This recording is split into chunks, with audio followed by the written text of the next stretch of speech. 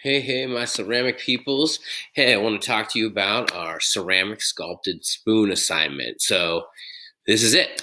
You're going to sculpt three spoons, okay? They can be a set. They can mean they work together, but somehow they have to all be different, okay? So, I want you to try out a lot of different things. But for the record, we're only going to achieve color on this first assignment through slips, washes, and clear glaze. So, colored slip is like, for example, and these guys right up here, like this green and this red is a slip. So it is colored clay that we will add a colorant to, and it's in almost a paint or a watery form, and you can paint it on before the first bisque firing.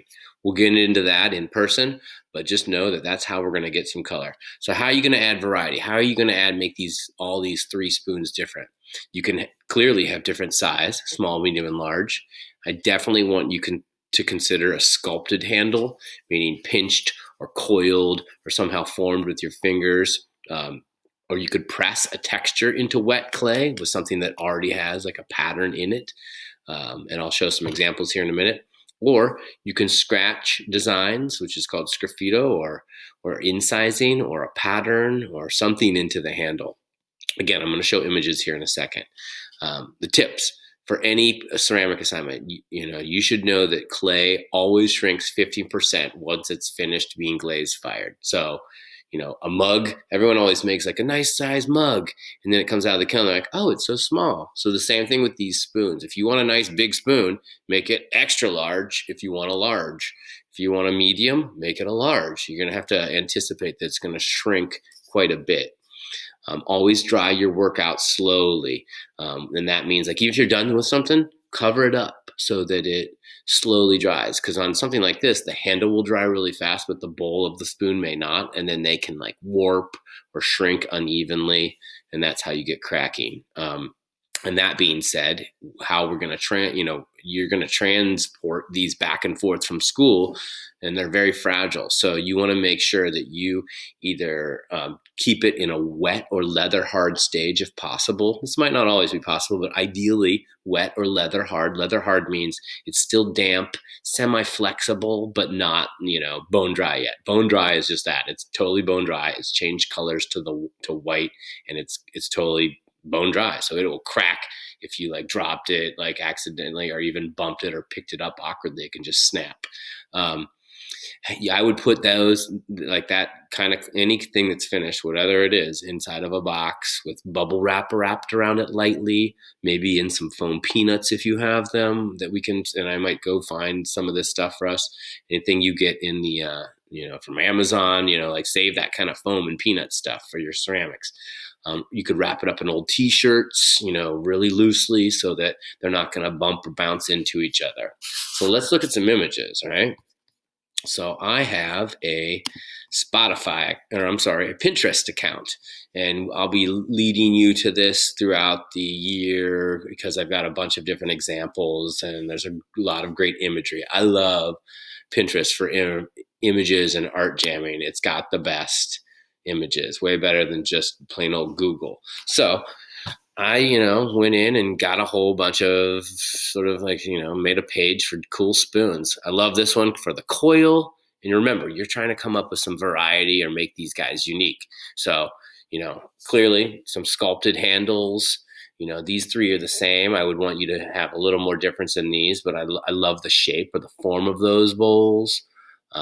So, I mean, look at all the variety in here from those. That's sort of a pressed in texture right here.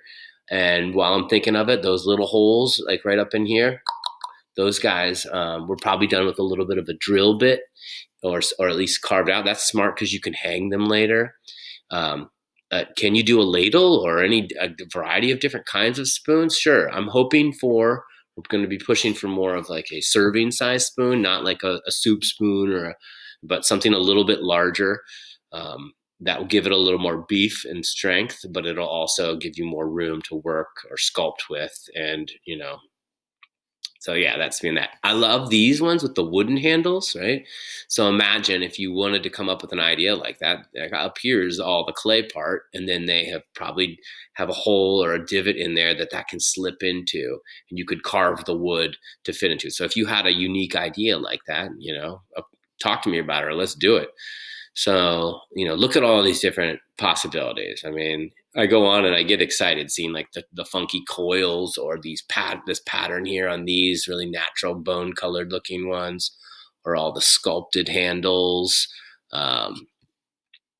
And like, for example, these blue bowls here and then up here, how do they get that black and white? Well, if you had a really cool pattern or texture that you pressed into here, like with an onion bag or some sort of pattern from fabric, when you bring it back into school, we'll paint it with what's called a black wash, and then we wipe it away, and the black stays in all the nooks and crannies.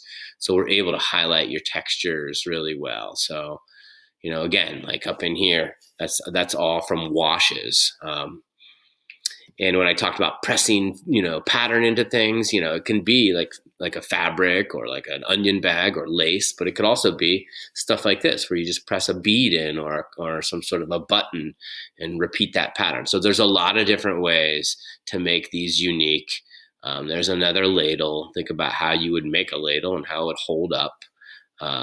These guys are really cool here on the left, just different, unique, but somehow they work together, so that's what we're looking for: unique pattern, unique design, unique forms.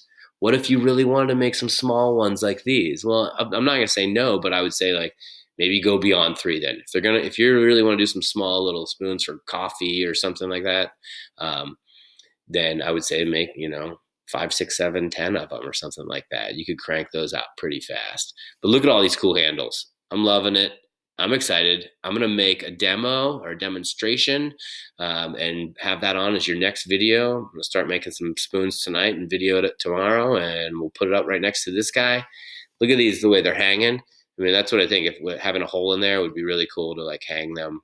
They are ceramic. They will be fragile, but you can still use them.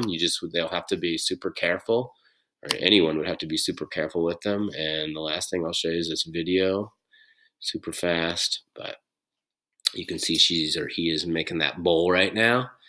And then there's the handle, so you can see how flexible that clay is. And when they attach the handle to the bowl, she's going to use some slip. Slip is just clay kind of mixed in with water to make a paste. And then when you attach it, after you scratch it up, it's called scoring and slipping. Then it's like clay glue. We'll talk about this in my demo, but that's a great example of somebody else doing it. She's using that little roller to make a little undulated bumpy pattern.